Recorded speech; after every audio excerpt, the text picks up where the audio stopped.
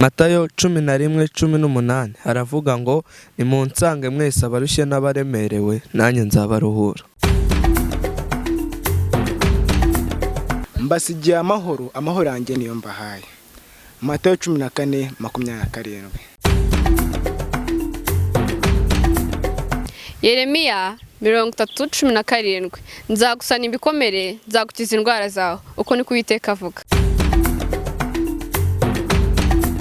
Zaburi 147:3 haravuga ngo akiza imitima imenetse agapfuka ibikomere.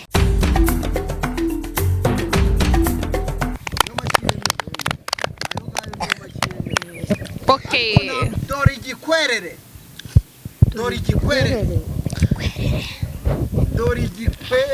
Icyo kintu ni iki?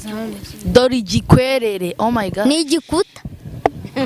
Twagiye. Igikwerere no musore w'ibigango. Igikwerere. Igikwerere. Ni ikirere nyine cyatashye ukwese ntago byumva.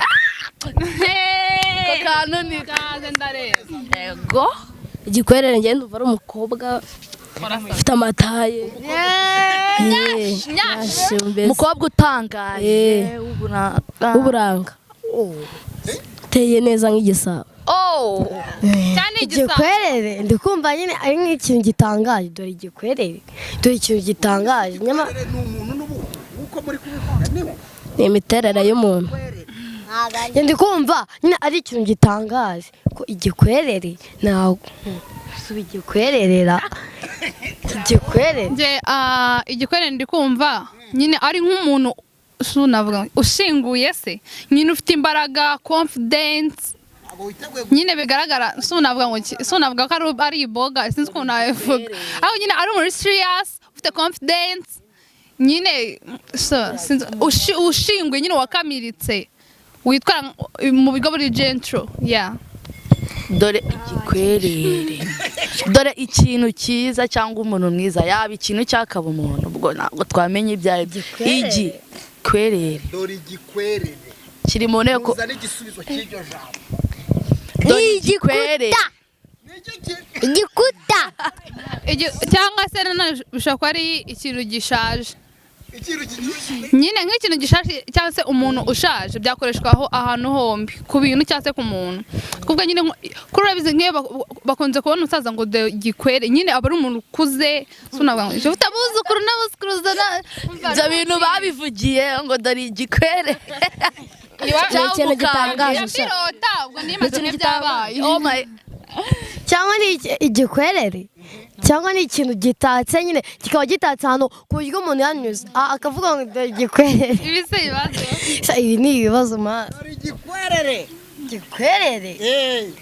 ngende kumva ari nk'ikintu gitangaje wenda nyine ko kundi umuntu abona ikintu gitangaje agatangara akahita avuga ati dore igikwerere ariko se wundi akatugomba kwibaza ikintu cya mbere igikwerere ni iki icyo bakubajije igikwerere nyine gutya wenda wabona ari ikintu kibaho kiba kitagira ishusho n'ikintu kibaho kigira ishusho reka tubanze twimagine ishusho yacyo ni iyihe ni ikintu cyangwa ni iy'umuntu byanga byakunda ngende kumva ari ikintu kuko umuntu witwa igi byanga byakunda ubona ngo yaba ari umuntu igi umuntu nyine agira ubuntu avugamo nta muntu wakitwa igikwerere ubwo ni ikintu byanga byakundaga ari umuntu igikwerere ngemba numva ari nk'umugozi nimba atari umugozi ni igikuta shema wowe sha ibintu uri kuvuga igikwerere ariko ni ikintu gitangaje ni igikuta nawe mbuze ngo ni igikuta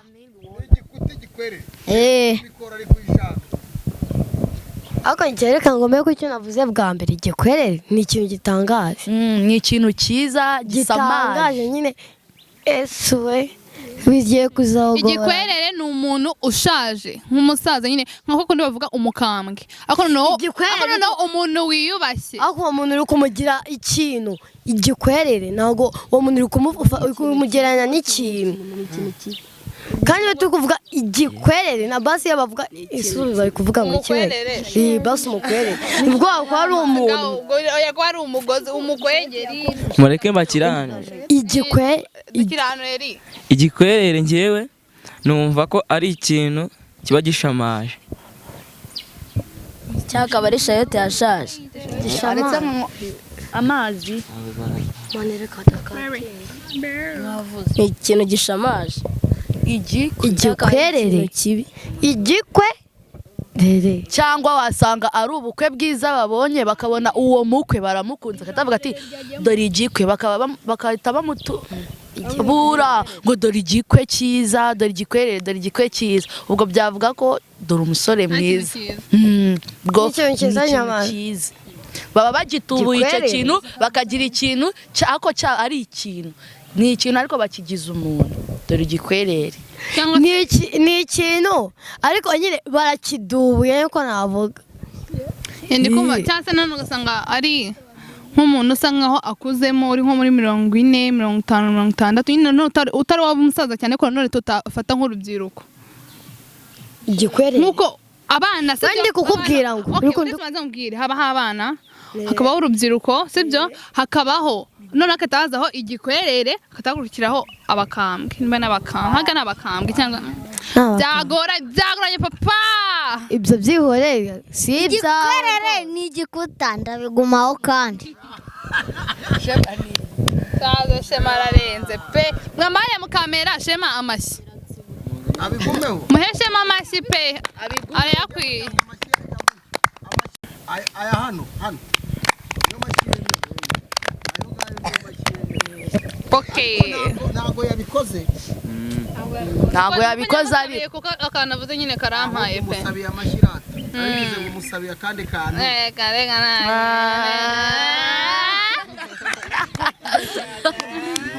igikwerere ariko nanone ndikumva ngiye cyaba ari nk'ikintu kibi nanone ntago ari ikintu cyiza wenda ni ikintu kibi dore igikwerere ko ntago wakita ikintu cyiza kivugitse nabi dore igikwerere wapi igikwerere ni ikintu kibi ariko nyine sinzi niba ari umuntu cyangwa ikintu ariko ni igikwerere kuko aba yari cyiza twavuga agakwerere nyine akantu kumvikana kari keza ariko igikwerere nkuko ari ikintu kibi ikumva urenze ngende kumva ijambo igikwerere yavuze ngo dore igikwerere nk'urugero mba n'umugore ari nk'ikimera wenda nk'imizi ya shayote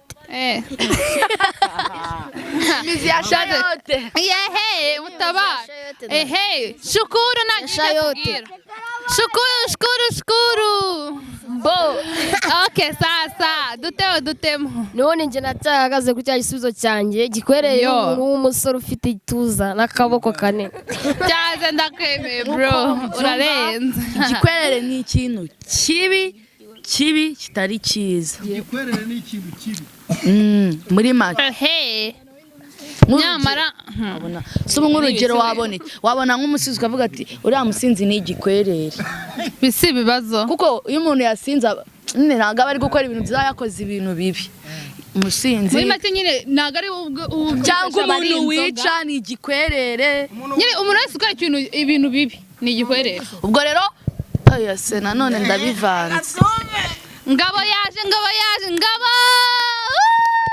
welcome ngewe ndumva igikwerere ari nk'umuntu ukanganye dukora mutabare reka manjye nabwiye ngo ngewe ndabatsinda ngewe ndi kumva ari umuntu atari mu rubyiruko atari no mu basaza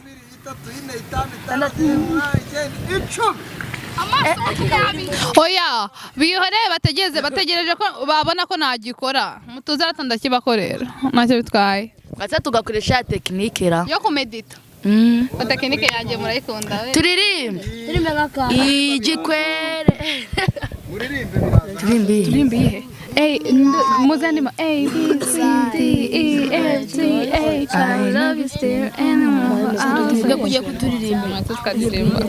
tugiye kuririmba mureke Fiona turirimbire na bagenzi be twiyumvira aka karirimbo n'abakese njyewe ako karirimba urayizi ndayirimbe nanjye patana ABC tugiye gutangira tubaririmbire turimbi yihe se ABC iyo turirimbe Arno bagiye okay 1 2 3 Okay, twagiye. 1 2 3 A B C D E F G I don't love you still anymore. I swear to the end of time I will change my mind. Loves you, I'll be here. I will never disappear. So forever I swear, so I'll be there.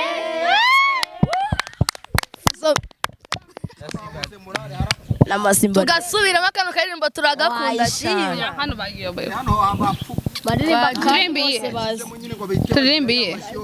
turirimbi yihe Kinyarwanda ngo ni turimbe pompom turimbe pompom Yego turimbe pompom tusome bikiri ego turimbe far away far away twamugura kora indirimbo yacu tukayamamariza Unigon turimbe far away turimbe pompom niwe mera far away making good tekinodra turimbi yihe we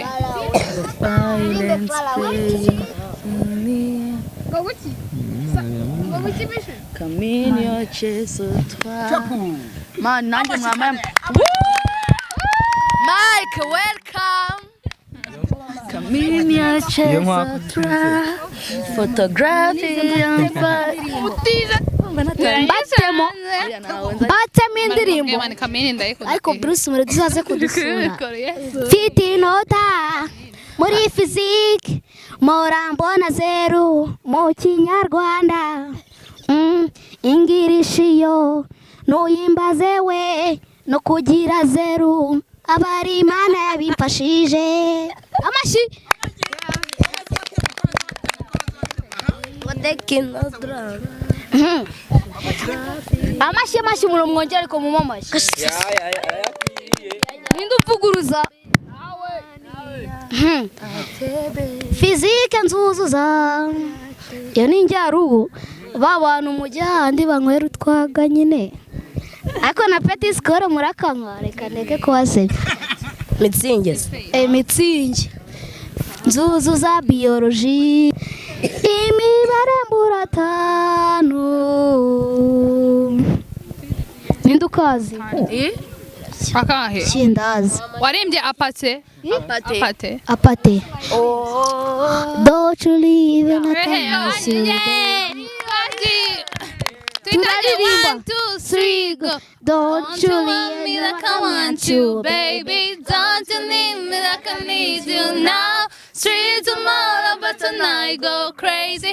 All you gonna do is just me, other. Apate, apate, apate, apate, apate, apate, apate, apate, apate, apate, apate, apate,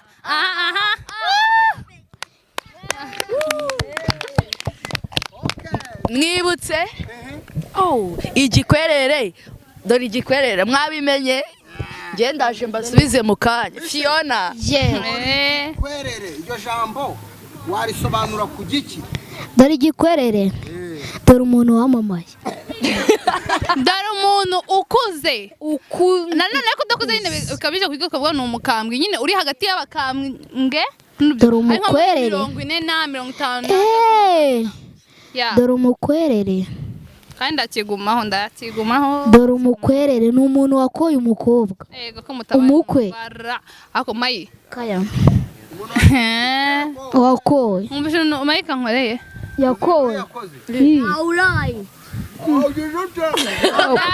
ngo yauraye nauraye hako nawe waje umbabarira ntawe uraye. hako waje umbabarira. wagize ute? ntawe uraye. Shemare.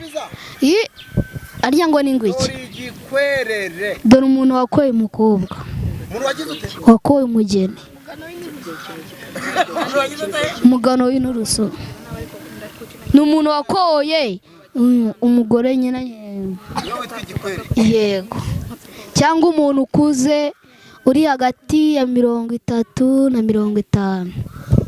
mba numva ari igikwerere. mba numva ari nk'umuntu ukwiye nyine. Ukwiye iki? ukwiye iki? Yego. ni nk'urugero ugakora amakosa umubyeyi wakatakubwira ngo ukwiye igihano pe. Igikwerere ushatse kuvuga ko ari igihano. yewe ikintu gikwiye. ikintu gikwiye mu buzima nyine. Ngaho binsobanura ntabwo ndi kubyumva neza. nk'urugero akatakubwira ngo bwana rwari akatakubwira ngo imiti irakwiriye. Ubwo imiti niyo biti igikwerere. niyo nyine urakwiye. Imiti niyo ikwiye. cyangwa hariho imiti yitwa igikwerere. namurajya kwa muganga ngo bamuvure indwara cyangwa se bamuhe imiti yitwa uko. mani mwambwiye abantu mukunda kurwara. cyangwa akaba ari imiti y'ikinyarwanda wowe ubikunda. nyine nawe siko mbikunda ariko ntabwo iyo miti bajya bayiha. ariko da igikwerere nanjye ndabifatanyije n'uyu. ni umuntu ushaje ariko udashaje cyane. banza betubwira urabiku. wari uvuze ngo urabi kutabirangije. Fatanyije n'uyu. Kugira ute? Kugira ute? Ku gisubizo cyiwe turafatanyije. Ku kiye gisubizo? Reka nyikubwire. Yego. Ni umuntu ushaje ariko udashaje cyane. Nose ngiye bitandukanye n'icyo navuze hagati y'imyaka 30 na 50. 30 abakiri umusore. Noneho 50 nawe akiri umusore. Guhera kuri nka 40 kugeza kuri 50. 30 aba yashaje. 40 kugeza kuri 55. Uwo muntu niwe witwa igikwerere. Igikwerere. Ariko nanjye dukumva ari byo. Kuko baravuga ngo abana nyine baba bafite imyaka iyo munsi y'10 hakaza n'abasore baba bafite uturashito dushyushye. cyangwa cyangwa ni nk'umuntu ubushyushye. oya igikwerere ubwo iyo bavuye bahita bavuga abakambwe kandi bakabwira abantu bashaje. ubwo bantu bari hagati baba ari abaki. abakambwe ni abantu bashaje cyangwa bamwe basogokuru nyamara basogokuru nibo babakambwe. noneho badadi bo baba babyaye utwana twinshi bageze mu myaka nyine iri hejuru nanone itari hasi niho bikwerere. Amandi kumva bakanari imyaka wenda reka mvuge ngo 40 kuko umuntu abatangiye kugenda azanye n'udukanyari. n'udukanyari nyicyazira leta. cyangwa akaba ni myaka 40 kugera ku myaka wenda dusapoze kandi 60 kuko wenda 35 kuzamura wa muntu noneho nk'abana abantu bigize ngo nabake bazaza bahora barya ibintu by'amavuta shabapfa nabi bo batabasaza vuba nicyo cyaje kumvikana. none reka mugende mbanze mbabwire igikwerere ni nk'umuntu ubukuze. Yego rata shema turi kumwe. Ako ndakuze cyane. Dore nanone urugero. Ngiye na papa wanjye twari turi mu rugo. Noneho papa arambwira ngo turushanwe kubyina. Bandambwiye ati papa we kuri umukambwe se we twarushanwa gute? Ngo wacana ngiye nago ndumukambwe. Umuki? Nago ndumukambwe. Umukambwe. Kuko yambwiye iryo jambo sinarisobanukirwa. Mwereka ko mbizi kuko niga ikinyarwanda ko yari kunjya urushyi.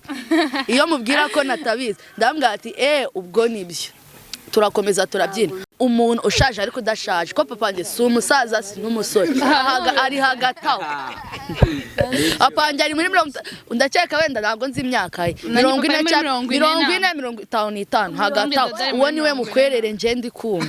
Umukwerere umuntu unyomoza. Nta muntu unyomoza nje ndabi nge igisubizo cyane ari cya kindi n'imizi ya shayote. Eko izo shayote ariko wasanga ari nabyo. ariko ariko runakunda shayote ku buryo arya n'imizi ya shayote wapi nase bavuze ngo dore igikwerere nyine n'imizi ya shayote wagere ku muzi wa shayote ni umuntu ukuze oya n'imizi ya shayote twarangiye ni mu nyomozi ntabwo ari ukumunyomoza nuko reka Erika nyomozi foundation njyewe numva ko igikwerere ni ikintu cyiza kitari kibi cyane.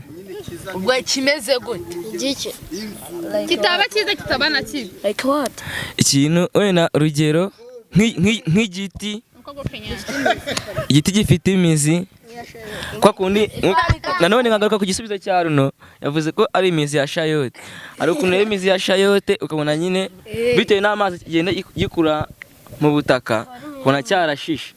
Ni icyo kintu cyiza nyine nandi kukubwira. none se Eric we genda uzenguruke isi yose uzanzana ikimera kidakurura amazi kidasaba amazi nabwo nyine hari ikimera urukumva nta kimera kidasaba amazi ariko nyine hari ikiba gifite forome yacyo urukumva hari ikiba gifite forome yacyo hari ikiba gifite forome yacyo ariko nyine hari igikura si gitoye cyane ariko wowe uri kuvuga ngo nk'urugero ibishayote se ubundi ibishayote muri kubizana gute wumvisha igisubizo yatanze yavuze ati igikwerere we kimeze nk'umuzi ngo ni igiti gifite imizi ya shayote ariko ikintu cya nyuma avuze cy'amazi kuko gikurura amazi mu butaka wenda aho harabyishe nta muntu wundi unyomoza ubwo mwese cyabananiye ninjye wagikoze na Fiyo nako twafatanyije n'uyu ariko nako nifatanyije nawe avuga ibye navuga ko yahuye n'ibyanjye Fiona nawe ivuge cyawe ninumva agiye n'icyaye ndamenya ko we turi aha ndumva twahuje byanga byakona turi hamwe uko nubundi ni ngewe urabizi ko ingera natangiye igitekerezo mbere rero urumva ntago tuve ku gisubizo cyacu ariko igitekerezo akora numva ari umuntu ko twaririmbye urumva kikanga kuza nka Medisi igikwere ni nk'umusore gango banjye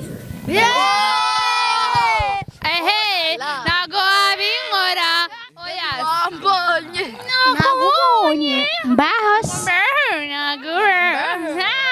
mureke mabwire mureke dutekereze mani turise ibyo twabigize joke ariko abantu baba bari mu bukwe nyine bashaka ko nk'umukwe waje nyine bari nko gusaba no gukwa bashaka ko nk'umukwe ahagarara nyine cyangwa se ahaguruka bakavuga ati mureke tubwire umusore wacu w'igikwerere ahaguruke ubwo ngo muri kumva nyine nta kuntu batuka umukwe mu bukwe bivuze ngo igikwerere byaba byakunda ubwo aho ngaho twaviviye ni ikintu cyiza sibyo ubwo rero wabona nyaba ari umusore w'ibigango ufite confidence ushinguye nyine ufite imbaraga sinzi ko nabisobanura witinyuka yanjye birananiye uranyomoje twari turi ahantu hamwe none turatandukanye nanjye ngewe kandi kantu numva kandi kantu igikwerere cyangwa n'ubukwe burimo ikirere ubukwe burimo ikirere gute urugero nka kwa kundi ndabyibagiwe rata imvugo ngo tujye mu gikwe nako nicyo kirere cyakiyongera ukagenda nyine wiziritse ikirere nayo ni nkuko twebwe muri iyi minsi tugira imvugo ngo tujye mu gikwe cyangwa kera bavugaga tujye mu gikwe harya ahantu bacuruzaga hari ukuntu abavumvyi bagenda hakuranye n'abayiburiye agakandara agacakarera agakubita muri prote sentire akajya kuvumba agahita babyita igikwerere uyu mwana ntago agikoze ariko ni like example these people tugiye kino kintu tugiye kugikrozinga sibyo ego ariko tugikrozinge turebeye hamwe igisubizo ego mbere yuko igisubizo gitangwa buri muntu wese agiye kutubwira icyo ahagazeho icyo mpagazeho Ngewe mpagaze kuri kandi amasegonda. uzi icyo mpagazeho ngewe Mubaze mukomeza wa mbere nkungishe. icyo mpagazeho arya ngiba ni ngwiki dore igikwerere dore igikwerera ni kumva ari nk'ikintu baba bakuye mu bukwe nyine ariko kiziritse mu birere Nacyo ntuzi icyo ari cyo. ntaki igikwerere njye ndi kumva ari nk'umuntu ukuze ufite Bakuze ni benshi duhe urugero. guhera ku myaka 44 cyangwa 55. Ibyo nibyo uhagazeho. Ubwo nitubonye babiri. nanjye magaze ku cyo navuze murakoze. kiragira giti igikwerere Komeza banze ukomeze. guhera ku myaka 45 na 55 bitewe n'urugero nabaye rwa papa wanjye ngo ni igikwerere kandi sashaje si n'umusore ubwo ari hagati y'iyo myaka ubwo rero nicyo gikwerere ngiye magaze kuri icyo yego Mubaye batatu. njyewe ndi kumva igikwerera ari umuntu w'umusore ushinguwe naye ndumva kera data yajyaga agira ati mwana wanjye ugira ukuru w'igikwerere dore rero n'umusore ushinguwe w'ibigango Iby'imyaka ntubibara. imyaka y'akareka gukora igikwerere nanjye numva igikwerere ari ikintu cyiza cyane Ariko utadusobanurira icyo kintu. icyo kintu ntabwo nyizi nyine Njye igisubizo cyawe ni cya kindi ni imizi ya shayote. Vuga ngabo. igikwerere ni nk'ikintu gisamaje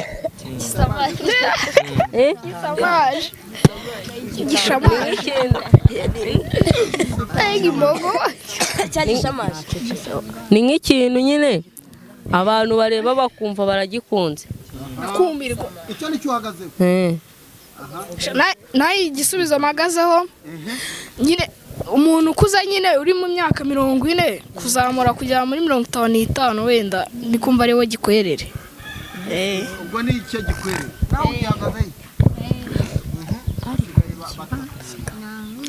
Okay, njye kumva igikwerere ari umusore ufite ibigango ushinguye ufite confidence uri gentle nyine wiyubashye ufite umuco nta bintu by'ububobo n'ibiki nyine umusore ushinguye njyewe nk'uko nabivuze bwa mbere tugitangira igikwerere ni ikintu cyiza gitangaje ariko kitazwi dore igikwerere none se ubwo wavuga dore igikwerere ikintu kitazwi kandi uri kukireba dusobanurire ikintu cyiza ariko kitazwi gute